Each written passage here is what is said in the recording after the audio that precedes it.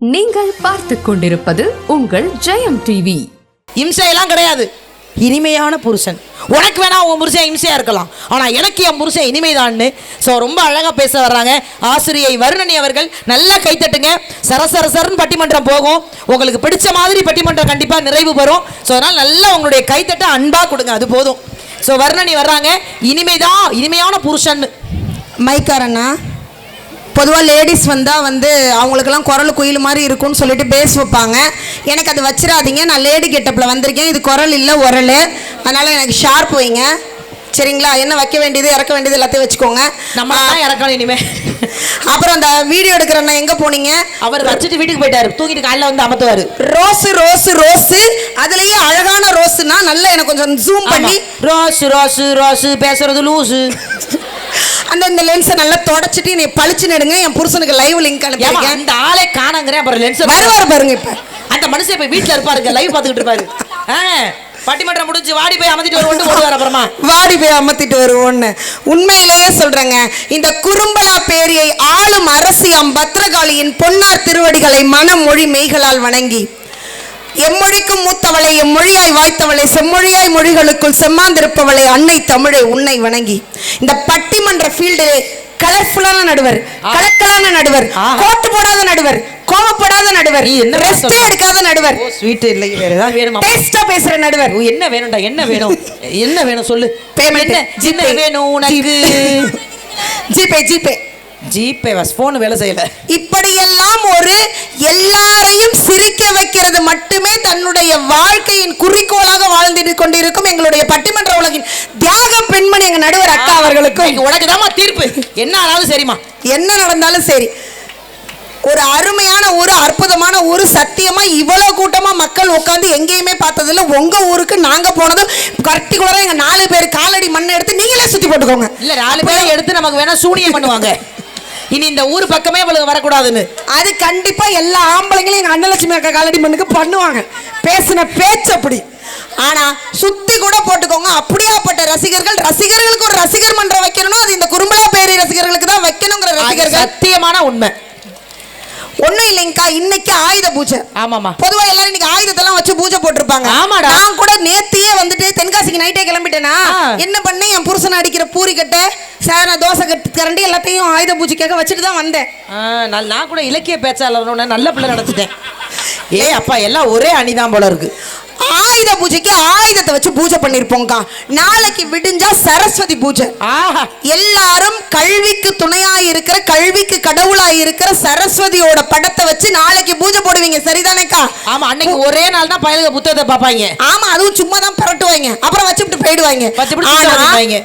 ஆனா சரஸ்வதியை கும்பிடுறதுக்கு ஒரு நாள் சரஸ்வதி பூஜைன்னு வச்சு சரஸ்வதி போட்டோவை கும்பிடுறீங்கன்னா அத்துணை பேரும், இந்த தமிழ்நாட்டில் பிறந்த அத்துணை பேரின் கல்விக்கும் கடவுளாக இருந்த ஆண் சரஸ்வதி ஒருத்தர் உண்டுன்னா அது எங்க ஐயா காமராசர் தான். அவருடைய புகைப்படத்தையும் நாளைக்கு சேர்த்து வச்சு பூஜை போடுங்க. அத்தனை பேரோட படிப்புக்கும் காரணம் அவரு. ஏன் ஒரு ஆண் சரஸ்வதின்னு சொல்றேன் தெரியுமாக்கா? மருத்துவ கல்லூரி மாணவர்களுக்கு அட்மிஷன் கொடுக்கணும். இவ்வளோ பெரிய பஞ்சா அப்ளிகேஷன் வந்திருக்கு. இத்தனை பேரில் யாரை செலக்ட் பண்ணுறது? இப்போன்னு பார்த்தீங்கன்னா இருக்கிற ஒரு சீட்டுக்கு யார் 20 லட்சம், யார் 30 லட்சம், யார் 40 லட்சம், யார் அதிக காசு கொடுக்குறானோ அவனுக்கு சீட்டு கொடுப்பாங்க. ஆனால் அவ்வளோ பெரிய கொத்தா வந்த விண்ணப்பத்தில் எண்ணி 1/4 மணி நேரத்தில் தேவையான விண்ணப்பங்களை செலக்ட் பண்ணி முடிச்சிட்டார் காமராஜர். அவரோட பிஏக்கு பெரிய ஆச்சரியம், என்னங்க நடந்துச்சு, எப்படி இவ்வளோ சீக்கிரமாக செலக்ட் பண்ணீங்கன்னு. அவர் ரொம்ப எளிமையாக சொன்னார், இந்த அப்ளிகேஷன் எல்லாம் நான் பார்த்து முடிச்சுட்டு பெத்தவங்க கையெழுத்து போட்ட இடத்த பார்த்தேன். எந்த அப்ளிகேஷன்லாம் பெத்தவங்களுடைய கையெழுத்துக்கு பதிலாக கை நாட்டு இருந்துச்சோ அந்த பிள்ளைகளை தான் மருத்துவரை ஆக்குறதுக்கு நான் செலக்ட் பண்ணிருக்கேன்னு சொன்னாருன்னா அதுதாங்க ஒரு மனிதன், அதுதான் ஒரு மனித நேயம். கை நாட்டை வைக்கக்கூடியவர்களுடைய பிள்ளைகள் கையை பிடித்து மருத்துவம் பார்க்கறவங்களாகணும்னு நினைச்ச அவருடைய மனித தன்மைக்கான மனசுக்கு நம்ம ஒரு பெரிய பாராட்ட சொல்லிட்டு. புருஷனா யாருக்கா? எனக்கு தெரிஞ்சு புருஷனா அந்த காலையில் நான் வழி அனுப்பிச்சு வச்சாருமா அவர் தாம்மா. அதில் நீ ஆயுத பூஜை நல்ல, நீ எல்லாம் என்னம்மா கரண்டிலாம். என் வீட்டுக்காரெல்லாம் காலையில் நான் திருச்சியிலேருந்து கிளம்புறேன், என்னை என்னைக்கே வச்சு பூஜை பண்ணாருங்க. பெரிய ஆயுதம் ஏண்டான்னு என்னை அடித்த ஒரே ஆயுதம் நீ மட்டும்தான்னாரு. ஆனா எங்க பேச்சாளர்கள்லாம் எங்க நாக்குக்கு தான் பூஜை பண்ணுவோம். ஏன்னா எங்களோட ஒரே ஆயுதம் எங்க நாக்கு மட்டும்தான். வாயை வச்சே பொழைக்கிறேன். இந்த வாய் இல்லாட்டி எங்க எல்லாம் தென்காசியில நாய் கூட வீட்டு போயிடும். அப்படியாப்பட்ட வாய் எங்களுக்கு எல்லாம் இருக்கு. ஆனா புருஷன்னா யாருன்னு சொல்றீங்க? யாருமா அந்த புருஷன்? உங்க புருஷன் யாரு? உங்க பிள்ளைகளுடைய அப்பா. Of course. ஏன் புருஷன் யாரு? நான் பெத்து வச்சிருக்க 2 ப்ராடக்ட்டோட அப்பா. இவ புருஷன் யாரு? இவ பெத்து வச்சிருக்க ஒரு ப்ராடக்ட்டுக்கு அப்பா. ஆமா, விசாரிச்சேன் 2 ப்ராடக்ட் இருக்காங்க. உங்க அம்மாவோட புருஷன் யாரு? எட்டிங் ஒய்யால. உங்க அம்மாவோட புருஷன் இந்த ப்ராடக்ட்டோட அப்பா. எஸ். அப்போ நம்ம எல்லாருடைய புருஷனும் நம்ம பிள்ளைகளுக்கு அப்பா. எல்லா புருஷனும் எல்லா ப்ராடக்ட்டோட அப்பாமா. அப்பா தானே. நான் என்ன கேக்குறேன், இந்த பொம்பளை ஆளுகள்கிட்ட போய் உங்க அப்பா சரியில்லைன்னு சொன்னா ஒத்துக்குவீங்களா? இதே இந்த பட்டிமன்றத்தை உங்க அப்பா இம்சையானவரா இனிமையானவரான்னு சொன்னா இந்த பட்டிமன்றத்துக்கு வந்து உட்காருவீங்களா? எப்படி உட்காருவோம்? அப்பானாலே நல்லவர், அப்பானாலே ராசா. உங்களுடைய கண்ணுக்கு அப்பாவா தெரியும் போது நல்லவரா தெரிகிறவரு கட்டிக்கிட்டு வந்து வச்சு வாழ்ற புருஷனா மாறும்போது மட்டும் எப்படி கெட்டவரா தெரிகிறாரு? ஏன்னா அப்பா வேற புருஷன் வேற இல்ல. ஏன்? உங்க அப்பா தானே உங்க அம்மாவுக்கு புருஷன். எப்பா நான் திரும்ப சொல்றேன், அப்பாவுக்கு பிள்ளைகள்லாம் மகாராணி. கடைசி வரைக்கும் அம்மா அவர் ஏறி போற ஏணி, அவ்வளவுதான். வீட்டுல இருக்க பொண்டாட்டிட்ட போய் கேட்கணும் அப்பா அப்பானுக்கிட்டு. அப்புறம் நாங்க என்ன வீட்டுல இருக்கிற பொண்டாட்டி இல்லாம வெளில வர பொண்டாட்டியா? உன்கிட்ட பேசுறது தப்புதாமா சார். நான் இந்த நாடோடிகள் படத்துல வந்து ஒரு அழகான டயலாக் இருந்துச்சுல, அந்த டயலாக் மாத்தி எழுதிட்டேன்க்கா. யோசிச்சு நீ யோசிடா. புருஷன்ல எதுக்கா நல்ல புருஷன் கெட்ட புருஷன்? ஆமா, புருஷன்னாலே நல்லவங்கக்கா. அதுலயும் என் புருஷன்லாம் ரொம்ப ரொம்ப நல்லவங்கக்கா. ஐயோ, இதை வேற நான் இங்க பாரு அம்பு பொம்பளை மூஞ்சிய மாதிரி என்னது. நான் ஒரே ஒரு விஷயம் இங்க இருக்கிற சுத்தி இருக்கக்கூடிய ஆண்களுக்கெல்லாம் சொல்றேன், இவ்வளவு நேரம் அந்த அக்கா இவங்களுக்கு சப்போர்ட்டா பேசினாங்க. ஆமா, ஆனா நான் உங்களுக்கெல்லாம் சப்போர்ட்டா பேசுறதுக்காக நான் பிறந்து பெண்ணா வளர்ந்து பெண்ணா வாழ்ந்தேன்னா ஆண்களுக்கு சப்போர்ட் பண்ணி பேச வந்திருக்கேன். இப்ப வழியே இல்ல. அப்ப ஆண்கள் தான் உனக்கு சப்போர்ட் பண்ணணும். அப்படிதான். எப்படி பெண்களுக்கு சப்போர்ட் பண்ணும்போது கேட்காமலே கைதட்டு கொடுத்து என்கரேஜ் பண்ண இந்த பெண்கள் எங்க? நீ ரத்தம் கக்கி பேசினாலும் ஒரு ஆம்பளை கைதட்டாம நிக்கிற சகோதரங்க அப்படி அடி தம்பி விசில தட்டுங்க. யாரோ பெத்த புள்ள நாகப்பட்டினத்துல இருந்து கையை தட்டி பிச்சை எடுக்குதுன்னு நினைச்சாவது தட்டிட்டு போங்க. கைய கட்டியே வச்சிருக்காதீங்க. தட்டி மெய் மறந்து நிக்கலாம். என் அழகுல தயவு செய்து கை மறந்து நிக்காதீங்க. தட்டுங்க. அந்த மாதிரி என் தம்பி தட்டினா இப்ப நீ சொன்னோனே தட்ட மாட்டேன்ட்டான். மெய் மறந்து என் தம்பி எல்லாம் இப்பதான் ஆரம்பிச்சான். தட்டுவோம்டா பாவம்டா அக்கான்னா அவன் இறக்கிட்டா. வேணாம்டா இவ்வளவு தட்ட வேணாம்டா. பொதுவா சொல்ல உலக அழகி போட்டி போறாளுங்க. அழகிங்கிறாளுங்க. பொதுவா சொல்றேங்கக்கா, இந்த ஆம்பளைங்களுக்கு பேராசை கிடையாது. இந்த பெண் பிள்ளைகளுக்கு பொம்பளைங்களுக்கு பேராசை அதிகம். எப்படி சொல்றீங்க? ஏன் தெரியுமா உங்களுக்கு எல்லாம் பேராசை அதிகம்னு சொல்றேன்? உங்களை குறைச்சு பேசுறேன்னு நினைக்காதீங்க. நீங்க எல்லாம் என்ன பண்றீங்க? கல்யாணமா ஆகணும்னு நினைக்கிறீங்க, சந்தோஷமாவும் இருக்கணும்னு நினைக்கிறீங்க. அது எப்படி ஒருத்தருக்கு கல்யாணமா ஆகும் சந்தோஷமாவும் இருக்க முடியும்? எங்க ஆண்களை பாருங்க, அப்படி கிடையாது. கல்யாணம் ஆயிட்டா சந்தோஷமா இருக்க முடியாதுன்னு தெரியும், பேராசையே பட மாட்டேன். எதுக்கு பண்ணணும் தெரியலாமே. தென்காசி குற்றால பக்கத்துல இதுல வேற வந்து 3 முடிச்சு போட்டாங்களாம். நான் கேட்கிறேன், இங்க இருக்கிற அத்தனை ஆண்களையும் கேட்கிறேன், இந்த இங்கதான் பஞ்ச பல்கா நிக்கிறீங்க, ஆனா கல்யாணம் ஆம்பளைங்க மாதிரி தெரியல, யாரெல்லாம் 3 முடிச்சு போட்டீங்க கொஞ்சம் கை தூக்குங்க. இந்த பக்கம் நிக்கிறது பூரா என் தம்பிங்க சிங்கிள் பாய்ஸ். ஒரு லவ் கூட செட் ஆகாம நிக்கிறாங்க. இந்த தாத்தாவெல்லாம் பாருங்க, அவரெல்லாமா இன்னும் சிங்கிள். அவரெல்லாம் 3 முடிச்சு போட்டதை விடு, அவர் முடிச்சு போட்டதே இப்பதான் யோசிக்கிறாரு. போட்டோமா? எப்ப போட்டோம்? பாட்டிக்கிட்ட போய் கேட்போம். ஏன்டி போட்டேயா வாக்காரா? 3 முடிச்சு பொண்டாட்டிக்கு போட்டேங்கிற ஆம்பளைங்களாம் கொஞ்சம் கோச்சிக்காம கை தட்டுங்க. அண்ணே கை தட்டுனீங்க, இழுத்துட்டு வந்துட்டீங்க தம்பி. இந்த பக்கம் போட மாட்டீங்க. இதுவரை கொக்கி போட்டீங்களா? முடிச்சு அந்த கொக்கி செயின் லவ் மேரேஜா? லவ் மேரேஜா? அவர் பாருங்க லவ் மேரேஜ் போட்டு மாட்டிருக்காரு. கொக்கி போட்டு மாட்டிருக்காரு பாருங்க. உண்மையை சொல்றேன்க்கா, யதார்த்தத்தை சொல்றேன். 3 முடிச்சு எந்த பார்த்து கல்யாணம் பண்ற ஆம்பளையும் போட மாட்டாங்க. என்னமா சொல்ற? அப்புறம் எதுக்குமா 3 முடிச்சு போட மாட்டாங்கக்கா? அப்புறம் எப்படி போடுவாங்க? ஒரு முடிச்சு போடுறதுக்குள்ளே அக்கா தங்கச்சி அண்ணி கொழுந்தியா கூத்தியால குத்தி வந்து எல்லாம் முடிச்சு போட கிளம்பிடும். அப்படியா? ஒரு 5 நிமிஷத்துல என் நெஞ்சு வலி வந்துருச்சு. அப்படியே சமாளி போவா. அது யார் அந்த கொழுந்தியா அக்காலா? எல்லாம் யாரு? அவர் கூட பிறந்ததை எல்லாம் போடுற முடிச்சுக்கு இப்படி மேடை போட்டு 3 முடிச்சு போட்டியா, சோறு வாங்கி கொடுத்தியா, 3 முடிச்சு போட்டியா? முதல் முடிச்சு மட்டும் தான் ஆம்பளைய போடுறீங்க, கரெக்ட் தானே? முதல் முடிச்சு உன்னைய கட்டின பாவத்துக்கு நீ என்ன அவமானப்படுத்தினாலும் நான் தாங்கிக்குவேன். 2வது முடிச்சு நாத்தனார் தான் போடுவாங்க. நீ வீட்டுக்கு வாடி, இன்னையோட உன்னைய பாத்துக்கிறேன்னு அது நினைக்கும். கடைசியில் அது வீட்டுக்கே வர முடியாம போயிடும். 3வது முடிச்சு ஊர்க்காரர்களுக்கு பெரியவங்க போடுவாங்க. இது வரைக்கும் இவன் குடும்பம் வெளியில தெரியாம இருந்துச்சு, வந்துட்டா இனி இவன் குடும்பம் வெளியிலே தான் தெரியும். ஆனா நீங்க நினைச்சு பாருங்க அக்கா, அப்படி யார் யாரோ போடுற முடிச்சுக்கு தன்னோட வாழ்க்கையை அடவு வைக்கிறீங்க ஆம்பளைங்க மாதிரி ஒரு தியாகிகள் இருக்காங்களா? யாரோ போடுற முடிச்சா? ஏமா முடிச்சு அண்டால் தாமா போட்டாரு. நீ என்ன விட்டா பக்கத்துக்காரன் போட்ட முடிச்சுக்கு வாழ்ந்துட்டு போல இருக்கு. எல்லாரும் முடிச்சு அவர் போட்டாரு, இரண்டாவது முடிச்சு அவங்க குடும்பத்தினர் போட்டாங்க. எல்லாம் ஒண்ணுதானே? எல்லாருக்கும் சாதா ஹஸ்பண்ட் தாங்க வருவாங்க. இல்ல நீ வந்ததுல இருந்தே புருஷன்னா யாருன்னு எல்லாருக்கும் ஹஸ்பண்ட் ஸ்பெஷல் சாதாவா? ஏமா நீ ஹோட்டல்ல வேலை பாக்குறியா? அப்படி இல்லைங்கக்கா, எல்லாருக்கும் புருஷன் ஒருத்தர் வரும்போது அவர் சாதா ஹஸ்பண்டா தான் வருவாரு. ஆமா, அவரை இனிய புருஷனா ஸ்வீட் ஹஸ்பண்டா நம்ம செட் பண்ணணும். இந்த எடுத்து ஒளிச்சு வைக்கணும். ஒருத்தி கண்ணு விட மாட்டேன் ஸ்வீட் யூஸ் பண்ணா. நம்ம ஸ்வீட் ஹஸ்பண்டா உங்க சாதா ஹஸ்பண்ட செட் பண்றது எப்படி நான் டிப்ஸ் கொடுக்கறேன்க்கா. அன்னலட்சுமி அக்கா ஃபாலோ பண்றீங்க. புருஷனை செட் பண்றது எப்படின்னு இப்ப கொடுக்குற. புருஷனை ஸ்வீட் ஹஸ்பண்டா செட் பண்ணு. ஓகே, இந்த ஸ்வீட் ஹஸ்பண்டா எப்படி மாத்தணும் டிப்ஸ் கொடுங்க. செட் பண்றதுக்கு ரொம்ப சிம்பிள். அவரை காதலிக்கணும். காதலிக்கணும்? எஸ். நான்லாம் பாத்தீங்கன்னா 8 வருஷம் என் புருஷனை காதலிச்சு இப்ப கல்யாணம் பண்ணி 8 வருஷமா காதலிச்சிட்டு இருக்கேன். மை காட், 16 வருஷமா என் புருஷனை காதலிக்கிறேன். அன்பிலீவபிள். நிஜமாக்கா? சாமி சத்தியமா? அடுத்த இங்கிலீஷ் தெரியாதுடி. ஆனா ஒண்ணு தெரியுமாக்கா, என் புருஷன் என்னை எப்படி காதலிக்க ஆரம்பிச்சாருங்கிற கதையை நான் இந்த மக்களுக்கு முன்னாடி சொல்லணும்னு ஆசைப்படுறேன். சொல்லுவா. அடுத்த ஒரு நாள் மத்தியானம் 11:30 மணிக்கு ஒரு ராங் கால் எங்க அப்பா போனுக்கு வந்துச்சு. ஓ, எல்லாமே ராங் கால் தானா? எஸ். ஆனா அந்த ராங் கால் எடுத்து பேசுனது நான். அப்ப ரைட் காலா மாறி இருக்கணுமே. எஸ். அந்த ராங் கால் ரைட் ஆளு கனெக்ஷன் கட் ஆகி எங்க அப்பா கண்டுபிடிச்சு செருப்பை கழட்டி அடிச்சாரு. பின்ன ஆஸ்கர் அவார்டா கொடுப்பாரு. அதுக்கப்புறம் என் புருஷன் ரொம்ப சிம்பிள்க்கா செல்போன் சர்வீஸ் கடை வச்சிருந்தாரு. வந்தா ஊரா விட்டு செல்போனை எல்லாம் சர்வீஸ் பண்ணி என்கிட்ட கொண்டாந்து கொடுப்பாரு. நான் பேசி நாங்க சர்வீஸ் பண்ணி ஒரு வழியா நாங்க கல்யாணம் பண்ணி கடையை சாத்திட்டோம். குடும்பம் சர்வீஸா இருக்காமா? நல்லா சர்வீஸ் பண்ணுவார் சார் எங்க வீட்டுக்காரரு. பரவாயில்ல.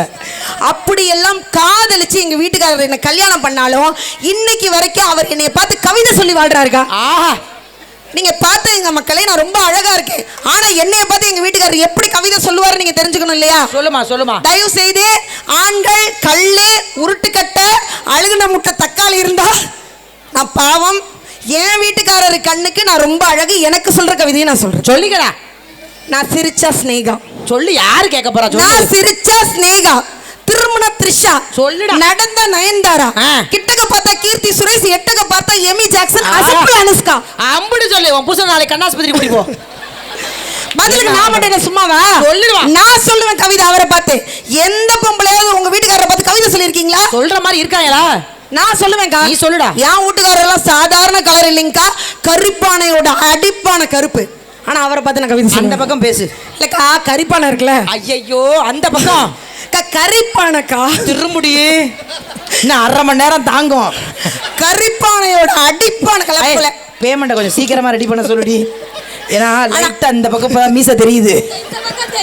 ஆனா அவரை பார்த்து நான் கவிதை சொல்லுவேன்க்கா. சொல்லுமா புருஷன் கவிதையை. எங்க வீட்டுக்காரரை பார்த்து, ஏங்க நீங்க அசஞ்சா அஜித், சொல்லு. ஏங்க நீங்க சிரிச்சா சிவகார்த்திகேயன், ஏங்க நீங்க என்ன ரசிச்சா ரஜினிகாந்த், ஏங்க நீங்க கத்துனா கூட கமலஹாசன் சொல்லுவாங்க. அப்படி கத்துவாரா? இப்படி எல்லாம் ரசிக்கணும்க்கா. இப்படி எல்லாம் ரசிச்சா வாழ்க்கை ரசனையா இருக்கும், புருஷன் இனிமையா இருப்பாரு. தெரியுமா உங்களுக்கு? அப்படி ரசிச்சா கல்யாணம் ஆன பொண்ணு லலிதா நோட் பண்ணி வச்சுக்க. இந்த கவிதையில இருமா, நீ சொன்ன ஒரு கவிதையில வெறுத்து போய் 4 பேருக்கு புள்ளைய தூக்கி கிளம்பி அந்த அம்மா. வாடா பட்டிமன்றம் வருவியா? இந்தா ஒரு பட்டிமன்றம் ஒரு கவிதைக்கு 50 புள்ளைய தூக்கிட்டு ஓடுறாளுங்க. இவ்வளவு நேரம் நல்லா பேசி போயிட்டு இருந்துச்சு பட்டிமன்றம். கமலஹாசன், சிவகார்த்திகேயன், இந்த 4 பேர் போயிருச்சு வீட்டுக்கு. என்னக்கா, வீடுனா சண்டை வரதான் செய்யும். பெண்களுக்கு இப்ப என்ன கோவம்? இந்த புருஷனால எவ்வளவு சண்டை வருது. இவன் என்ன பாரு மலமுழுங்கி மங்காத்த மாதிரி என்னமோ புருஷனா ரொம்ப நல்ல புருஷன் மாதிரி பேசுறாளுன்னு கோவப்படுறாங்க. ஆமா, சண்டை வரதான்க்கா செய்யும். அதுவும் இந்த பெண்கள் எதுக்கெல்லாம் சண்டை போடுவாங்க தெரியுமா? எதுக்கெல்லாம் சண்டை போடுவாங்க? ஒரு எக்ஸாம்பிள். வாங்க வீட்டுக்கு வாங்கன்னா வராதீங்கன்னு அர்த்தம். ஏடி நான் டூருக்கு போவாதீங்கன்னு அர்த்தம். போங்கம்பா. வாங்கிட்டு வரவா, வராதீங்கன்னு சொல்லுவோம். வாங்கிட்டு வாங்கன்னு அர்த்தம். உன் இஷ்டம்னு சொன்னானா அவளுக்கு இஷ்டம் இல்லைன்னு அர்த்தம். இந்த பொண்டாட்டிங்க பேசுற வார்த்தையை புரிஞ்சுக்க ஒரு டிக்ஷனரி வேணும். ஒண்ணு இல்லைங்க, எங்க பக்கத்து வீட்டுக்காரனுக்கு அவங்க வீட்டுக்கார அண்ணனை விட்டு சொல்லி அடிக்குது. ஏ அப்பா, என்ன தப்பு பண்ணாரு தெரியுமா? என்ன தப்பு பண்ணாரு? இடியாப்பம் வாங்கலையாங்க. அவன் இடியாப்பம் போயிட்டான். அதான் அந்த புருஷன் வாங்கலன்னு புரட்டி எடுக்குதுங்க அந்த புருஷனை. இடியாப்பத்தை உலகத்துல யாராலையும் வாங்க முடியாதுங்க. ஏன்னா இடி இந்த தெருவில் விழுகும், ஆப்பம் அடுத்த தெருவில் தான் விழுகும். அப்படி நாங்களே துரத்தி போய் பிடிச்சாலும் இடியாப்பத்தை அதுக்கு வீட்டிலே உருட்டி சாப்பிட்டுலாம். அப்படியெல்லாம் சண்டை வரும். எல்லா வீட்லயும் சண்டை வரும். என் வீட்டுல வராத சண்டையா? என் வீட்டுல எவ்வளவு பேர் சண்டை வரும் தெரியுமாக்கா? அடி தடி ரணகள ரத்த குத்து நடக்கும். சண்டை நடக்கும். அவரை நான் அடிப்பேன், நான் அவரை அடிக்க, அவரை நான் அடிக்க, நான் அவரை அடிக்க, அவரை நான் அடிக்க, நான் அவரை அடிக்க. இருமா, இன்னொரு வாட்டி சொல்லு. அவரை நான் அடிக்க, நான் அவரை அடிக்க, அவரை நான் அடிக்க, நான் அவரை அடிக்க, அவரை நான் அடிக்க, நான் அவரை அடிக்க. கடைசி வரைக்கும் வாங்கினது அந்த மனுஷன் தான். அப்சல்யூட்லி. இதுக்கு அந்த மனுஷன் போனே சர்வீஸ் பண்ணிருக்கலாம். அதுக்கப்புறம் நான் அழுவேன்க்கா. என்னடா? ஆமாங்க. அவர் அடிச்சுட்டு நீயே அழுகுற. அவர் அடிச்சதை நினைச்சு அழுவேன், நான் அடிச்சதை நினைச்சு அழுவேன். அவர் அடிச்சதை நினைச்சு அழுவேன், நான் அடிச்சதை நினைச்சு அழுவேன். பிறவிலேருந்தே பைத்தியமாடா? இப்பதான் காக்கேஸ்னலா காலையில குற்றாலமே குளிக்காதன்னு தெளிவா தான் சொன்னேன். இல்லக்கா, உங்க பிக் பாஸ் சீசன் ஃபுல்லா பார்த்தேங்க. அடச்சே, அடுத்து பேசு. ஆனா அவர் சமாதானம் பண்ணுவாருக்கா, ஏன்னா அவர் ஸ்வீட் ஹஸ்பண்ட், இனிய புருஷன், இனிய புருஷன். அதனால 1000 அடி வாங்கினாலும் அவர் தான் வந்து சமாதானம் பண்ணுவார். எப்படி சமாதானம் பண்ணுவார் தெரியுமா? நீ மட்டும் இல்ல, உலகத்துல இருக்க எல்லா ஆம்பளையுமே தப்பே பண்ணனாலும் வேற வழி இல்ல, காலில் விழுந்து விட்டுருமா, நான் பண்ணதுதான் தப்புன்னு சொல்லாத ஆண்கள் இந்த உலகத்துல யாரும் கிடையாது. ஆனா இந்த ஒரு விஷயத்துல ஒத்துக்கிறேன், அம்புட்டு பொம்பளைகளும் கல் நெஞ்ச காரிய. தப்பே பண்ணியிருந்தாலும் பல்ல வரட்டுண்டி உங்க அப்ப என்ன அப்படி இருப்போம். நம்ம ஆம்பளைங்க தப்பே பண்ணிருக்க மாட்டாங்க, ஒண்ணுமே பண்ண சரி விழுந்துருவோம், டெய்லி விழுகிறது தானே, விடுமா தெரியாம பண்ண, அப்பதான் நமக்கு மனசே ஆறும். இவளையே எங்க எல்லுக்கு ஏன் மொட்டை மண்டையா இருக்குன்னு கேக்குறீங்க? காலில் விழுந்து விழுந்து முன்மண்டை தேஞ்சு போச்சு, முடி வளர மாட்டேங்குது. என்னடா சொல்ற? அப்படி எல்லாம் சமாதானப்படுத்துவாங்க. எங்க வீட்டுக்காரர் டிஃபரெண்டா சமாதானப்படுத்துவாருக்கா. எப்படி? 160 ரூபா செலவு பண்ணுவாருக்கா. 160 ரூபா. அது அவருக்கு தானே செலவு பண்ணுவாரு. இல்ல எனக்கு செலவு பண்ணுவாரு. உனக்கு 160. நீங்க தப்பா புரிஞ்சுக்காதீங்க. ஓகே. எங்க வீட்டுக்காரர் இனிய புருஷன். சீக்கிரம் வந்துருமா. 160 ரூபாயில 100 ரூபாய்க்கு ஒரு டைரி மில்க் சிலுக்கு. டைரி மில்க் சிலுக்கு. அவர் சிலுக்கு மேல ஒரு சிலுக்கு. டைரி மில்க் சிலுக்கு எனக்கு, ஏன்னா அவர் கண்ணுக்கு நான் தான் சிலுக்கு. நீ சொல்லி தொலை என்ன வேணாலும். அதுக்கப்புறம் என்னுடைய இந்த 6 அடி கூந்தலுக்கு கலண்டு விழுந்துற போது விழாது. ஆனா இவ்வளவு தான், இந்த 6 அடி கூந்தலுக்கு 60 ரூபாய்க்கு பூ வாங்கி தருவாருக்கா. ஆமா, பூ மட்டும் கீழே கிடக்கும், முடி அங்கேயே கிடக்கும். இத வாங்கிட்டு வந்து அவர் கொடுக்க, நான் அவரை பார்த்து சிரிக்க, அந்த சண்டை சமாதானம் ஆகும் தெரியுமா உங்களுக்கு? ஒரே ஒரு சாக்லேட், ஒரே ஒரு மல்லிகைப்பூல சண்டை சமாதானம் ஆயிரும். அப்படியாப்பட்ட புருஷன் தான் இனிமை புருஷன். என்னமோ வந்து சொல்றாங்க, ஒரு நாள் உட்காந்து சோறாக்கி தராரு என் புருஷனு. என் புருஷன்லாம் எப்படியாப்பட்ட புருஷன் தெரியுமாக்கா? நான் இந்த மேடையில சொல்றேன், லைவ்ல பார்த்து என் புருஷன் எனக்கு நாளைக்கு நாகப்பட்டினத்துல கோயில் கட்ட அடி பூமி பூஜை போட்டுருவாருக்கா. போடுவாரு, ஆனா அது கோயிலுக்கான்னு தான் தெரியாது. நாங்க சேர்ந்தே தான்க்கா சமைப்போம். ஒரு நாள் கூட நான் வீட்டுல இருந்தேன்னா சேர்ந்து தான் சமைப்போம். அதுல ஆனா என்னன்னா, என்ன புருஷன் பாவம் இல்லையா, கஷ்டமான வேலையில நான் பாத்துருவேன். காய்கறி வெட்டுற கஷ்டமான வேலையை நான் பார்ப்பேன், என் புருஷன் சாம்பார் வச்சு வறுவல் பண்ணி பொரியல். அது ரொம்ப ஈஸி இல்லடா. உண்மைக்கா. கூடுறதுக்கு விளக்கமாற குனிஞ்சு எடுத்து அவர் கையில கஷ்டப்பட்டு நான் கொடுப்பேன்க்கா. கொடுப்பேன்க்கா. அவர் கூட்டி முடிச்சு மாப்பு போட்டு கிளீன் பண்ணி கொடுத்துருவாரு. ரொம்ப ஈஸி. இந்த உப்புனோட தொடச்சிரும்ல. அழுக்கு துணியெல்லாம் எடுத்து கூடையில கஷ்டப்பட்டு நான் போடுவேன்க்கா. கை வலிக்குமே. ஆமாக்கா, அவரு துவைச்சு எடுத்து அயன் பண்ணி மடிச்சு வச்சிருவாருக்கா. ரொம்ப கஷ்டமான வேலை தான் நீ பாக்குற வேலை. இப்படி எல்லாம் பண்றேங்கிறதுக்காக எனக்கு சமைக்க தெரியாதுன்னு நினைச்சுக்கிட்டீங்களா? தெரியாது தானே. ஆப்பிள் அல்வா செய்வேன். என்னடா? ஆப்பிள் அல்வா செய்வேன். ஆப்பிள் சும்மா தினாலே நல்லா இருக்குமே. பப்பாளியில பால்கோவா செய்வேன். பப்பாளி நல்லா தானே இருக்கும். கேவூர்ல கேவூருனா கேழ்வரகு. அத கேழ்வரகுன்னு சொல்லுடி. அந்த கேவூர்ல கேசரி செய்வேன்க்கா. கேழ்வரகுல நார்மல் டிஷ் பண்ணாலே நல்லா இருக்காதுங்க. இதுல ஹைலைட் என்ன தெரியுமா மக்களே? நான் பச்சை மிளகால பாயசம் வைப்பேன். அதை செஞ்சு குடிச்சிருங்கிறேன். உங்களுக்கு ஒரு கப்பு. எனக்கு வேணாம். என் மாமியா செஞ்ச அரளி வித சூப் இருக்கு. இவள ஏங்கா? நான்லாம் தோசை எக்ஸ்பர்ட்டுக்கா. என்ன பெரிய தோசை, என்ன பெரிய தோசை ஊத்திட்டாங்க எங்க அண்ணலட்சுமி அக்கா. நான்லாம் எத்தனை தோசை ஊத்திருக்கேன் தெரியுமா? என் வீட்டுல 5 உருப்படி. 5 உருப்படி. 5 பேர் இருக்காங்க. ஆமா, மாமியார் மாமனாரெல்லாம் நான் உயிரோட வச்சிருக்கேன். வேற வழி, பென்ஷன் வருதுக்கா. அந்த 5 உருப்படிக்கும் ஒரு உருப்படிக்கு 6 தோசை வீதம். காலையில 30 தோசை, சாயங்காலம் 30 தோசை, ஒரு நாளைக்கு 60 தோசை, ஒரு வாரத்துக்கு 480 தோசை, ஒரு மாசத்துக்கு 1860 தோசை, ஒரு வருஷத்துக்கு 20,800 தோசை. 10 வருஷம் திருமண வாழ்க்கையில் நான் 2 லட்சம் தோசை ஊத்திருக்கேன்க்கா. ஏமா நீ சாதாரண வர்ணனிடா, தோசை வர்ணனி. ஆனா அவசர அண்ணலட்சுமி. ஆனா ஒண்ணுக்கா, நான் ஊத்தவான்னு கேட்பேன். எங்க மாமா ஊத்திரின்னு சாப்பிடுவாரு. என்னைக்காவது எனக்கு கை வலிக்கும்ல. ஆமா, எனக்கு படப்படன்னு வேர்க்கும்ல. ஆமா, சுகர் இருக்கிறதுனால. நான் வேற ரொம்ப அழகா இருக்கேன், உங்கள மாதிரியே இருக்கேன். ஆமா இருக்கும். அதனால எனக்கு கொஞ்சம் டயர்ட் ஆயிடுச்சு. நீங்க மாமாவை பார்த்து ஊத்தவான்னு கேக்குறேன். நானா மாமா ஊத்தவா, அவனே அவர் வந்து ஊத்தி கொடுப்பாருக்கா. என்னைக்கு உன்னைய கல்யாணம் பண்ணாரோ அன்னையில இருந்து ஊரே அவர் களி ஊத்திக்கிட்டு இருக்கு. டீ போடவான்னு கேக்குறேன்னா, ஒரு நாள் எங்க மாமா பார்த்து மாமா டீ போடுவா அப்படின்னு நான் வந்து டீ போட்டு கொடுப்பாருக்கா. அப்படி ஆசையா கூப்பிடணும். அப்படி கூப்பிட பழகணும். மாமான்னு கூப்பிடணும், மச்சான கூப்பிடணும், அத்தான கூப்பிடணும். ஏன் தெரியுமா? ஏன் எல்லா பொம்பளை என்ன பண்றீங்க? கல்யாணம் உடனே ஏங்க இப்ப ஏங்க அப்படின்னாலே கூமாப்பட்டி தங்கம்பாட்டி தான் எல்லாரும் ஞாபகத்துக்கு அப்படி ஆயிரம் ஒரு ஆள்கிட்ட கேட்டேமா, காலையில இருந்து நானும் பார்க்குறேன் ஒருத்தியெல்லாம் எங்க தெருவில் மாமா மாமா மாமா மாமா மாமா நான் கடுப்பாயிட்டேன். நானும் என் புதுசு மச்சான் தான் கூப்பிடுவேன். ஆனால் என்னைக்கா தான் மச்சான் கூப்பிடுவேன். சில நேரம் எப்போ வாப்பா பப்பா பேசுவோம். மாங்கா மாமா மாமா மாமா நீ அவ்வளோ பாசமாட்டேன். இல்லை இல்லை அந்த மாங்கா மடையன்னு கூப்பிட முடியாது, அதனால மாமான்னு கூப்பிடுறேன்னு சொல்லி திரியிறாளுங்க. உண்மை அது இல்லைங்கக்கா. எல்லா பொண்டாட்டியும் புருஷனை பார்த்து ஏங்கங்கிறது அப்புறம் சுரேஷப்பா கார்த்தியப்பா இப்படி கூப்பிடுறது. அதுக்கு பதிலா அர்த்தத்தை தெரிஞ்சுட்டு இனிமேல் ரொமான்டிக்கா கூப்பிடுங்க. ரொமான்டிக்கா? எஸ். எப்படி? மாமானா என்ன அர்த்தம் தெரியுமா? நம்ம எல்லாம் அம்மாவை எப்படி கூப்பிடுவோம்? மானு தானே கூப்பிடுவோம். மாமா அப்படின்னா ரெண்டு தாய்க்கு சமமா நம்ம புருஷனை மதிக்கிறோம் அர்த்தம். எந்திரிச்சு வாங்கடி பட்டிமன்றம் போதும். இதுக்கு மேல இந்த உசுர் அந்த உடம்புல வச்சுக்கிட்டு வாழணுமான்னு நான் கேட்கிறேன். எங்களுக்கு பேமெண்ட் கொடுக்கணுமே. அப்ப நான் கொடுத்துட்டு போனா பரவாயில்லையா?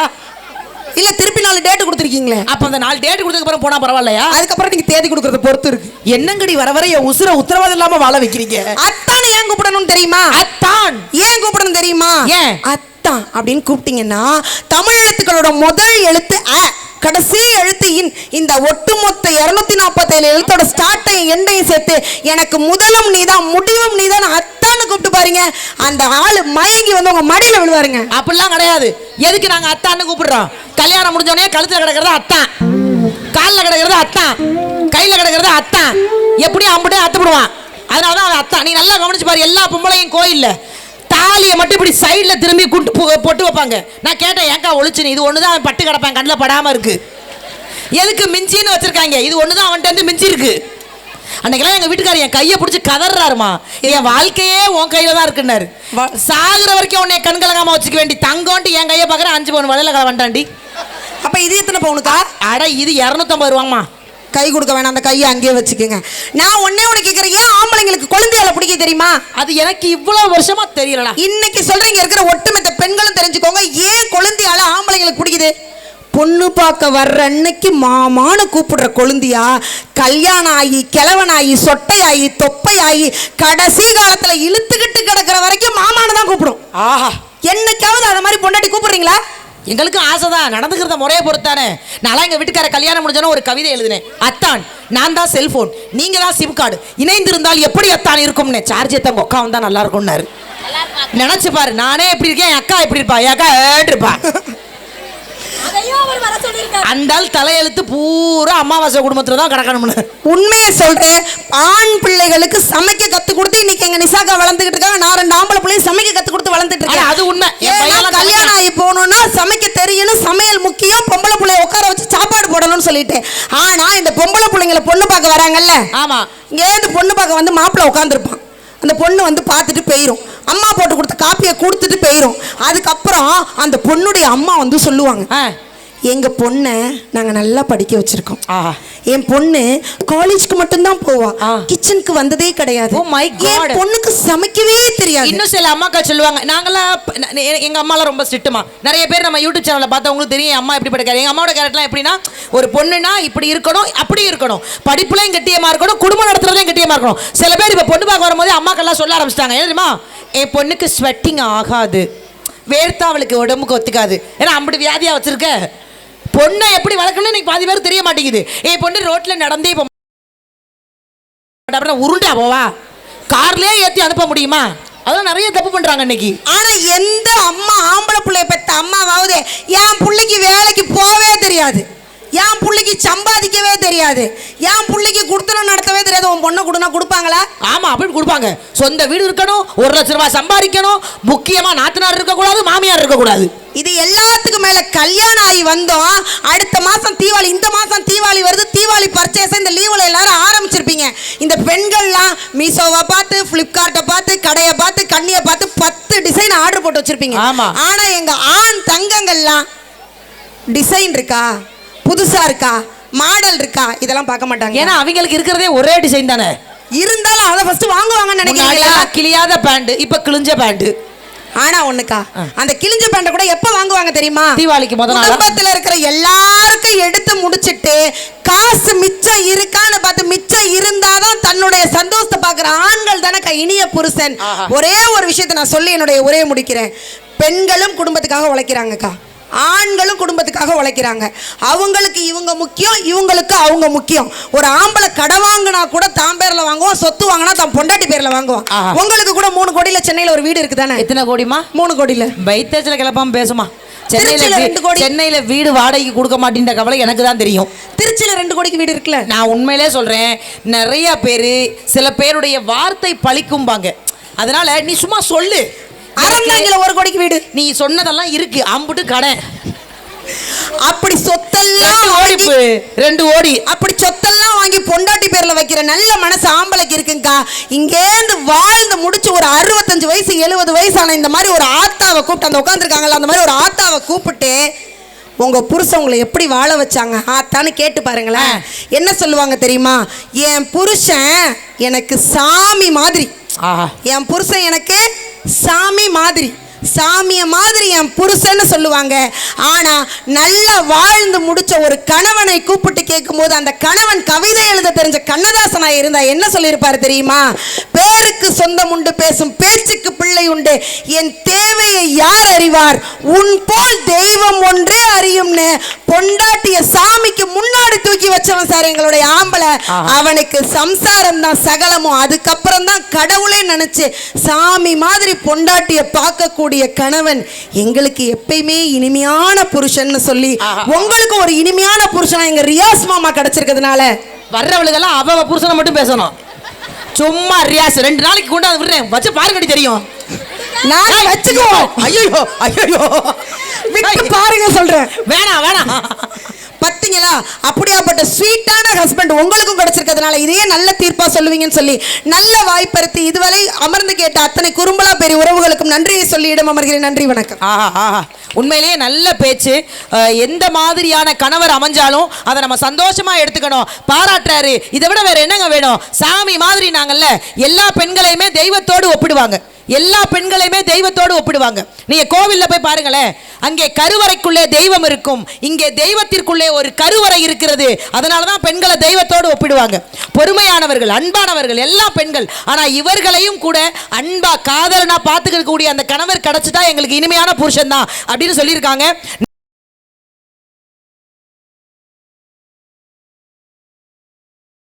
யூடியூப் சேனலை லைக் பண்ணுங்க, ஷேர் பண்ணுங்க, கமெண்ட் பண்ணுங்க, சப்ஸ்கிரைப் பண்ணி பக்கத்துல இருக்க பெல் பட்டனை கிளிக் பண்ணிருங்க. நன்றி.